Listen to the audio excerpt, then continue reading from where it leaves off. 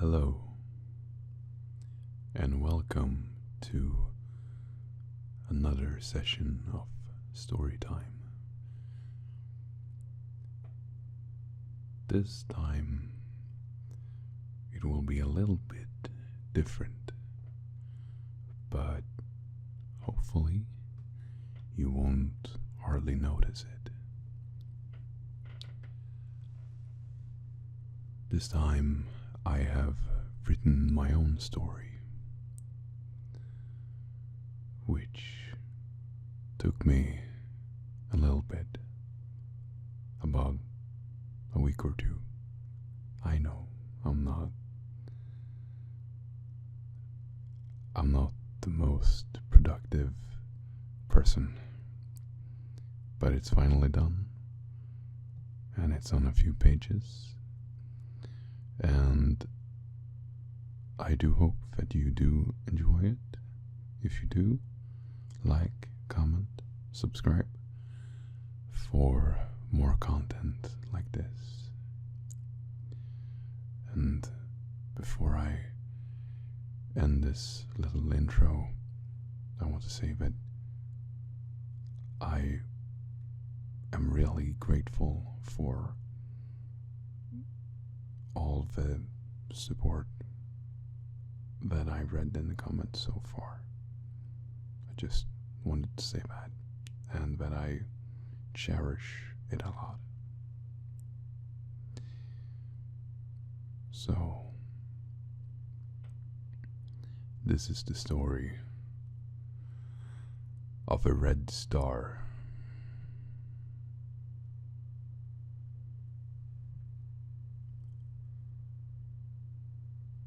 I need to write down my thoughts. I heard that doing so might create a sense of relief. I don't have a lot of people to talk to, but the few that I do have wouldn't understand. I would hesitate to even believe my own words if I didn't see it for myself. But if anybody finds this, well, first off, don't spy on my diary. And second, do question yourself if you really want to know what I have to say, because it might cost you everything.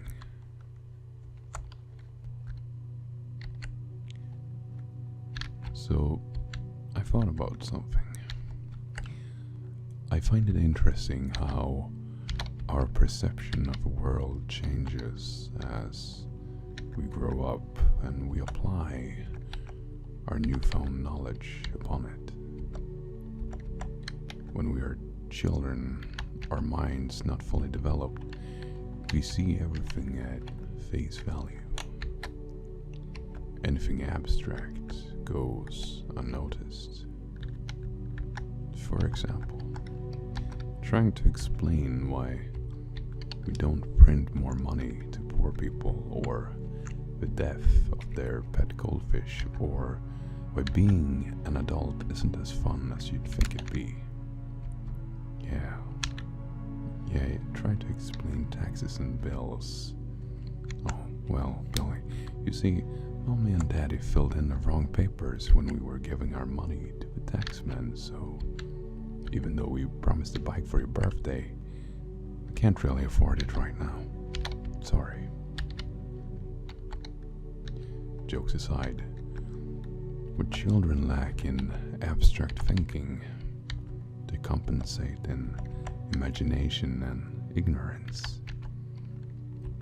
They could paint you some green zigzag lines and tell you that it is indeed a forest.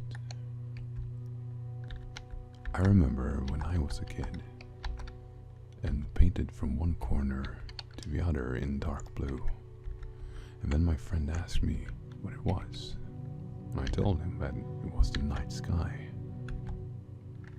As to me, that was fairly obvious. "There's no stars?" he asked. I knew he would ask that, and when I told him that you had to imagine the stars, the planets, and the formations. He looked at me like I was an idiot. And maybe I was. I was a kid. But I had a lot of thoughts that restlessly gathered in my head. So when I looked back towards my drawing, I would immediately fill the empty blank and blue void. I imagined giant clusters of rock, tiny white stars in the distance, a comet that flew along its curve, planets that were in green and blue that held enormous buildings which you could see from space, great Leviathan-like creatures that swam in the void like it was liquid. I had great imagination for a kid, but most of it didn't last. I mean, my memory of the events is fine, but nowadays, when I look upon a blank piece of paper, it's just blank.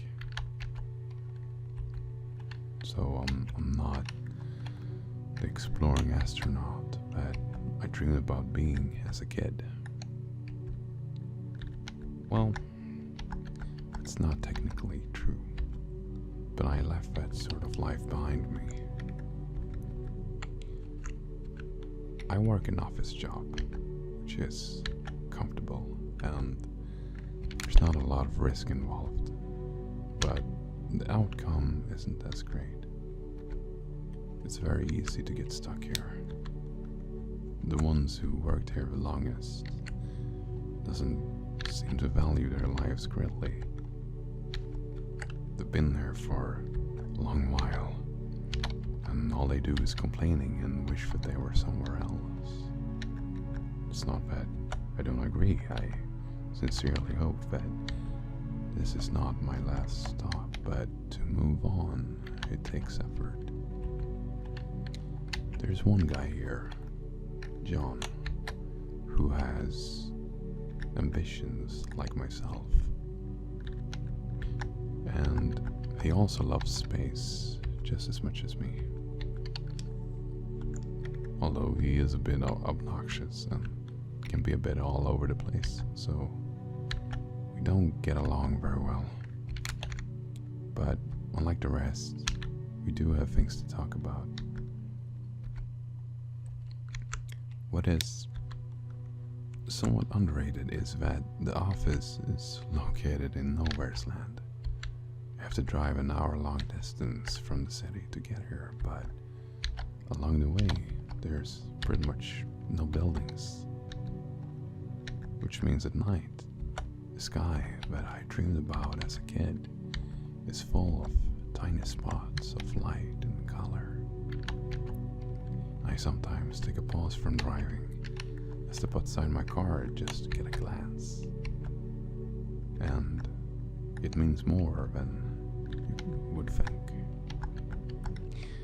To me, the universe is somewhat resembling our imagination, both are endless if we want to.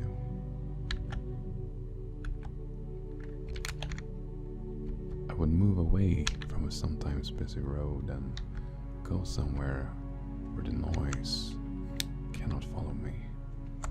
Meadows, forests, fields. And I would put a blanket on the ground, just lay there, watching as the earth rotated and the formations entered and disappeared. Sometimes I was lucky to see my own star sign, which made me feel a little bit special.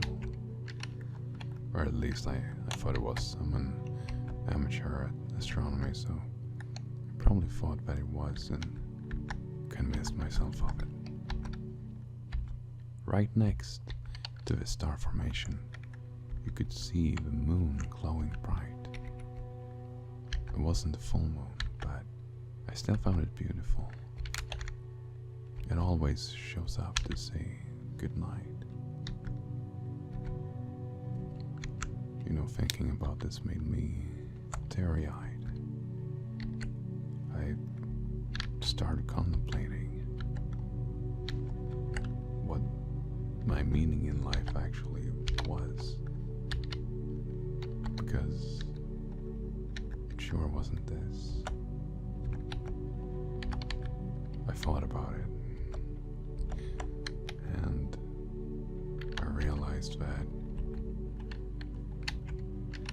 maybe I should try to revive what I had left of my childhood ideals. I thought about investing in a telescope on my way home, which I could take with me on the way to and from work to set up in the wilderness. You know, a solid idea, I thought. When I got home, I booted up the computer to find myself not too expensive, but a decent telescope. My first thought was to buy a new one from Amazon. I found a couple that looked okay, but not really measuring up to what I had in mind. I almost went through with buying one of them, thinking that I probably wouldn't get a better offer than that.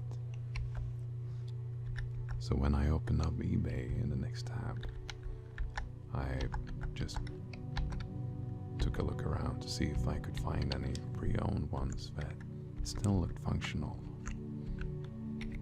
but maybe cheaper than the one that I had already found. I scrolled a little bit through the list, and I then found a seller from my area who was selling a real cheap telescope. But the thing is, it also looked handmade rather than produced in a factory. When I took a look at the presentation, the seller wrote that he wasn't the one who crafted it. He bought it from somebody else. The seller had a very generic username. It was based on some random numbers, and this seemed to be the only product that he was selling. But I figured that the telescope probably did exist. I mean, the pictures looked like the seller took it. They were quite a bit blurry, rather than a perfect stock photo. And I have read that eBay had updated their consumer rights to cover thefts and the like. This could be a one-in-a-lifetime deals. I was stupid to look past it, which I thought at the time.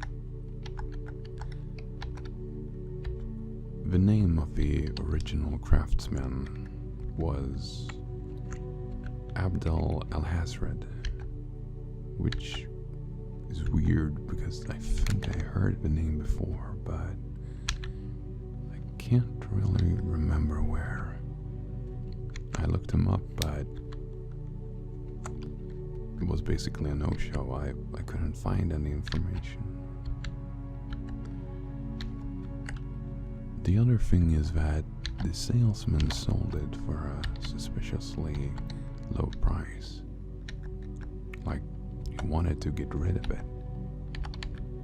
But then again, it was a bargain. The scope also had varying amounts of zoom functions that you could adjust yourself. In the presentation, he wrote that This was an old prototype of a scope, and it could cause eye pain if used for too long or adjusted the wrong way. I took the message to heart, but somehow this just made me more excited. This wasn't some beginner's plaything. No, this could be something even greater. I bought the scope, and it arrived a couple of days later in a small and compact crate. And I opened it only to be presented with a handmade wooden case. I took out the case and put it on my kitchen table, excited like a giddy child waiting to open his birthday presents.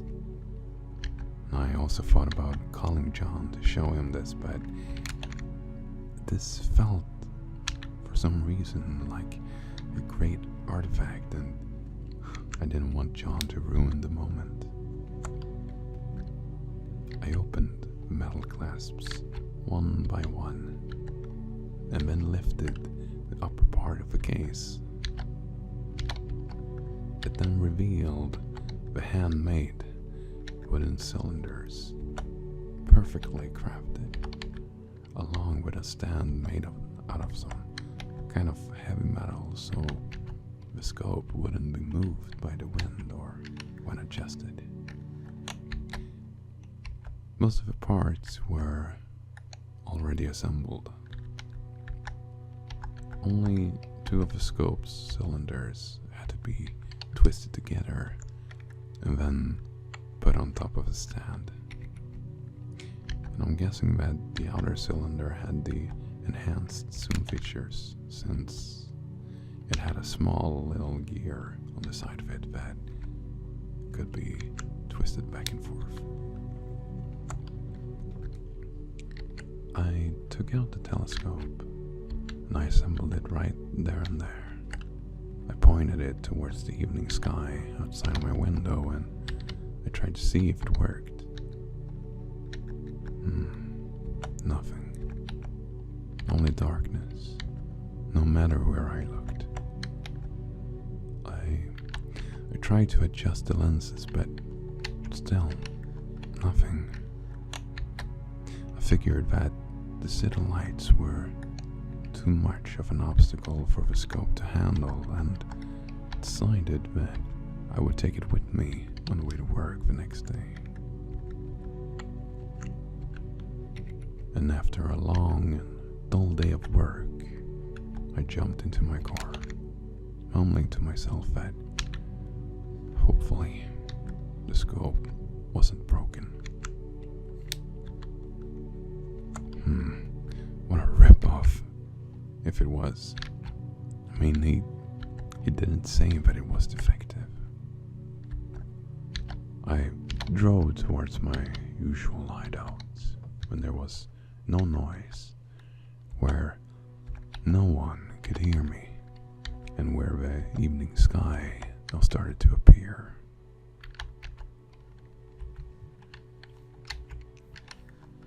I went towards a meadow, so the trees wouldn't sway towards the sky of the scope, and so I could see the celestial body in all its glory. Or at least I hoped. I placed a blanket on the ground and a scope on it. I kneeled on the ground and tried to get a look through it, but even now, it showed me nothing. I cleaned the lenses with napkins I have for my glasses. I adjusted back and forth, growing more and more frustrated. I couldn't believe it. Maybe this guy was really a professional woodworker rather than whatever else I had thought that he was. But I removed the outer part of the telescope to see if maybe some of the parts were broken. I looked through it and it was see-through, so I still don't understand what it could be. I put the part on the ground and looked only through the first cylinder. But now the scope actually worked. I could see a closer view of the starry skies before me, the craters on a glowing moon, in detail, a plane that flew by. It was a bit limited, but at least it's better than nothing. I sat there, thinking, confused, for a little bit. I then assembled it back again and tried to get a view. No, it wouldn't cooperate. Still, only darkness.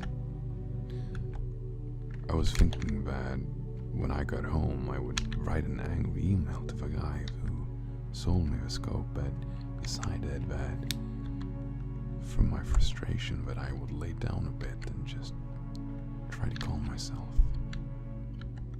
After a long day, my tense muscles started to loosen up, my mind cleared, and I accidentally drifted off into sleep.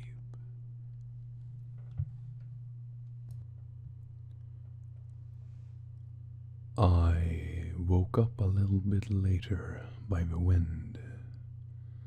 I could see that the fields of grass started swaying, and the sun had now set completely, and only the stars and the moon were my only light. The air felt odd in a way I can't quite describe. It was something I never experienced before, and I started to shudder. I looked up, and the sky was painted in a dark purple tone. It had never looked so fantastic before. I had a nagging feeling that if I assembled the scope again, well, it might just work under the right circumstances. I twisted on the cylinder, and I took a deep breath. I readied myself for disappointment. I then put my eye towards the lens, and what I saw will forever be with me until the end of time. What I saw were a whole new galaxy, countless of planets, stars of all possible colors, colossal and tiny, surrounded by green fogs or disks of small rocks. There were waves of liquids from all directions that engulfed the planets in their slimy mess and corroded the levitating rocks to their core. There was something that I recognized from my youth. There were creatures that were the size of a planet, or even bigger than that ate whatever remained of the onslaught of the liquids. They looked like large amoeba. No faces, no distinguishing features that I can recall from any of Earth's species. Truth to be told, I couldn't quite tell them apart from the waves at times, but they had odd movements that in some way told me that they were, in fact, very much alive.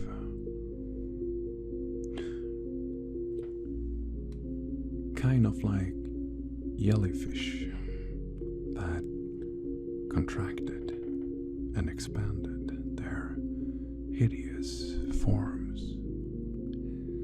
In the background was the glimpse of what looked like enormous spikes that melted with the surrounding of a black and empty void.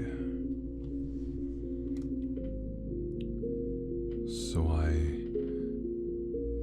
took my eyes off and contemplated what I had just seen. Had I been looking into space, or had I been looking into a microscope? Was this actually real?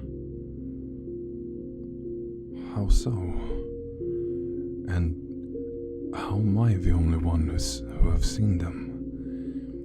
I mean, the guys at NASA probably have way better equipment than I do. It makes no sense. I'd never seen or heard of such things. If anything, this proves that there actually is life out there. You know, people talk about life on Mars. This is probably not that. I figured that this was way too far into the distant universe. I took a look at the gear and it pointed towards the maximum limit. The feeling that these things, these horrible, hideous black holes of whatever they were made of, but they existed, filled me with dread. And the risk that I would uncover more of these foul beings almost held me back from looking back into a scope, but my curiosity got the better of me. I turned back to the lens, and now I could only see darkness again, and the spikes that were swaying along the dark and empty. The scope were still functional, so I tried to move it a little. The image would remain the same, but during the movement I saw a quick flash of color which I thought was the creatures. That means I must have moved it quite a large distance. I adjusted back and forth, but I couldn't get a steady view of creatures. It seems that the space in between were way too big to point at a specific place. I was just lucky before, if you could call it that. I decided to try and zoom out instead, just a little. It now showed a plethora of the creatures at a greater scale, consuming and waiting for their next meal. Some stayed put, while others decided to consume each other, evolving to even more leviathan beings.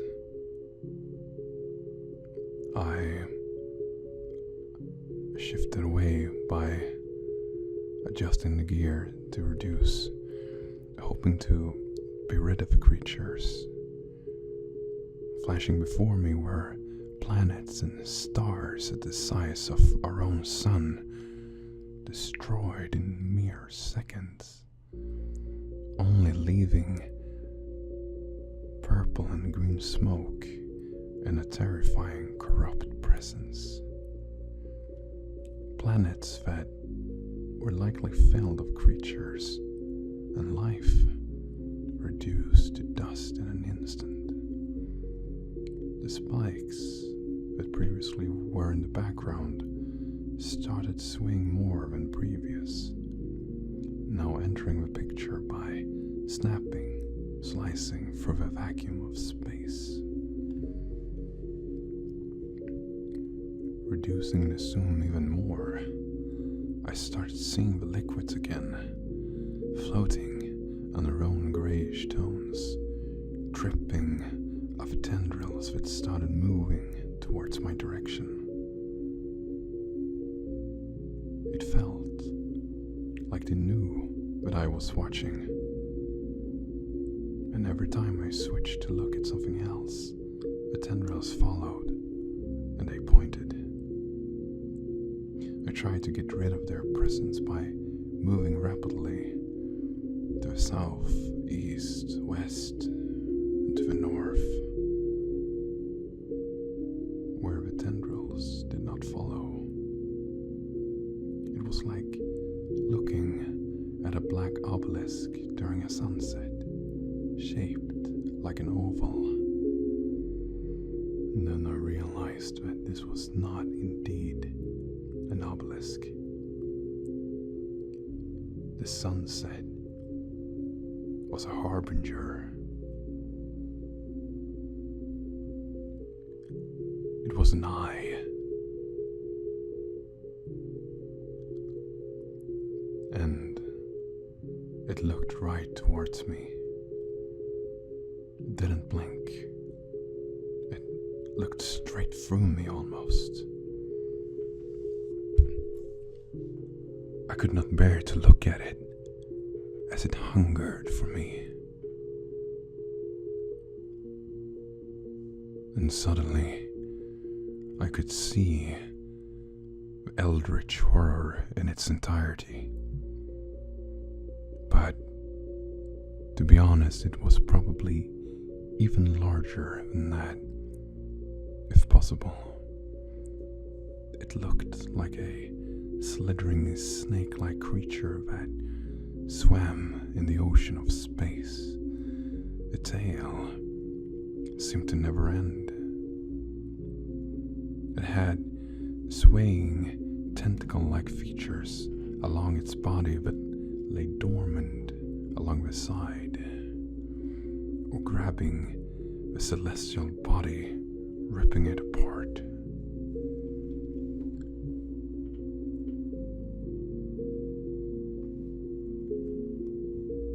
And the things that happened to be in its way were either devoured through its hideous mouth or forcefully pushed into its skin by the grasp of tentacles.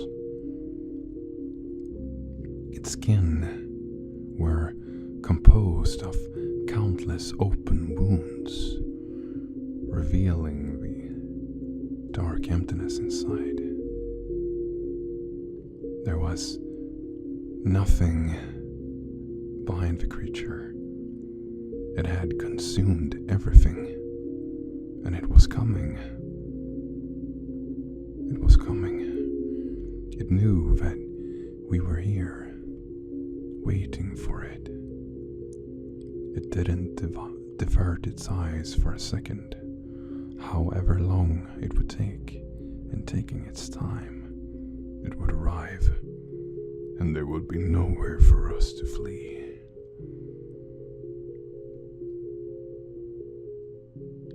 I finally looked away, and I sat down in shock and terribly frightened. My facial expression was stone cold. I had difficulties breathing, and my anxiety got the better of me. I don't remember how long I had to just sit there and try to swallow all of this. I sat with my knees under my chin, trying to make reason of what happened. Nothing came out of it. Impossible was the only thing that I could mutter over and over again. So I closed my eyes, teary-eyed, trying not to think about it. But I couldn't do it. The stare had etched inside my mind. I could see it in my mind. And there was a hunger that never ceases, and a thirst that is never quenched.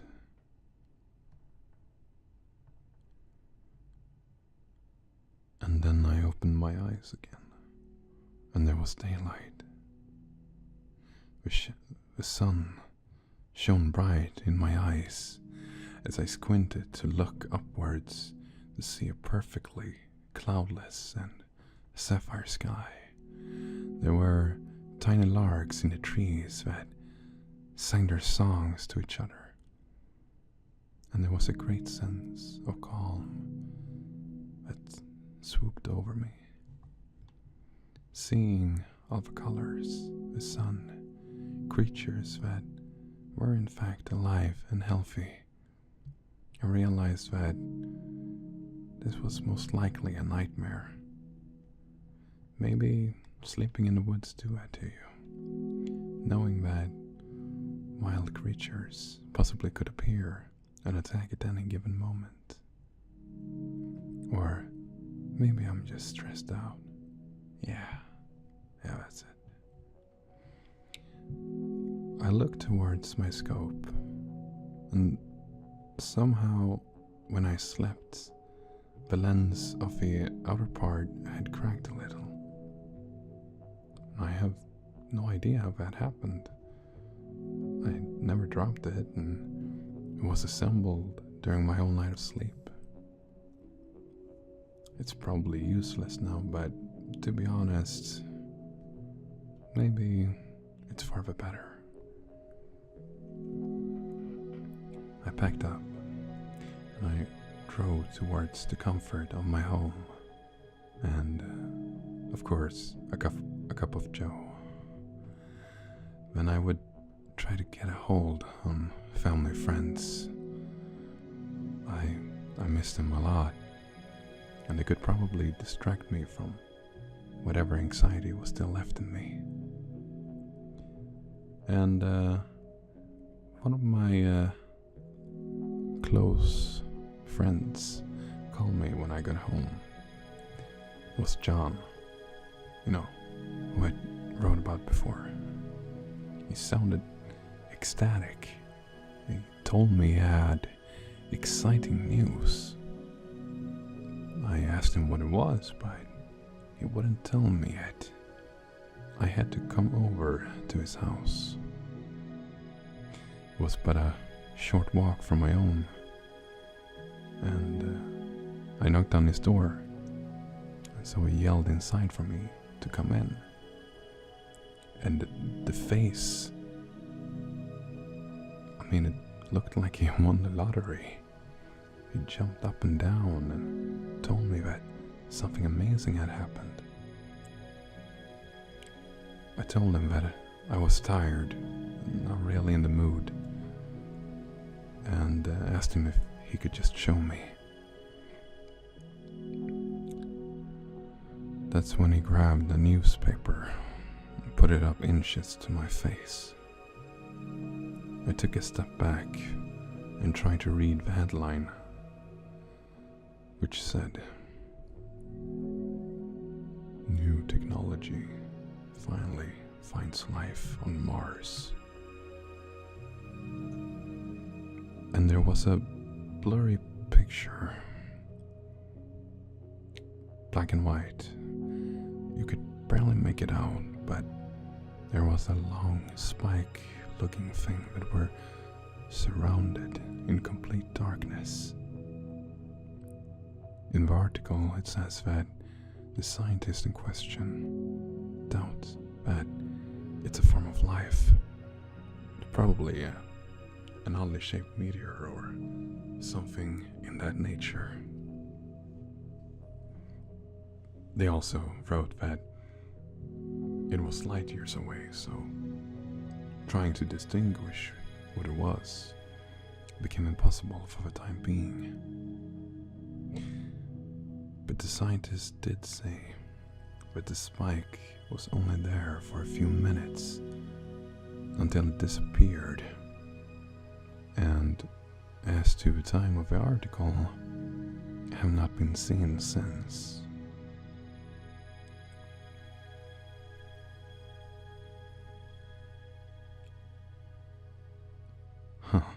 Meteor. Somehow, something. Let's just say that I knew better. I looked at the picture for a moment, and there was a sense of immeasurable dread that fell over me, and I couldn't breathe again. I took the support of the wooden beams in John's house, and after regaining my composure, told him that I had to go.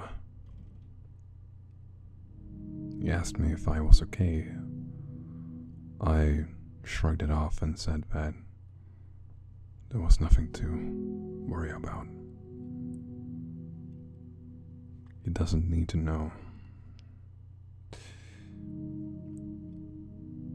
And I remember the last thing he said is,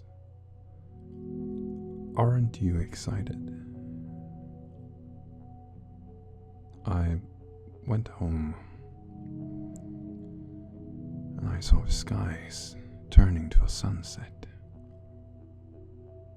Nightfall was coming, and with it came the end. Remember what I wrote about adults lacking in ignorance? Sometimes I wish I could just forget and live my life as if I knew nothing. But I can't. I don't even need to rationalize it anymore. I can feel it in me, like a primal instinct that tells me that horrors from the ancient world has returned. They have given us life, and now they come to take it away.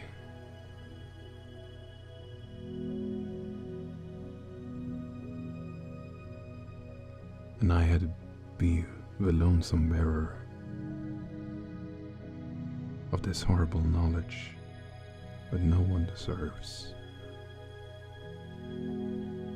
I sat aside my kitchen table, staring into the wall and into the empty void. I don't look towards glittering stars anymore, because every day one stops shining until the only thing that shines is a distant red dot that, as much as we look at it, it looks down on us. And it comes ever closer.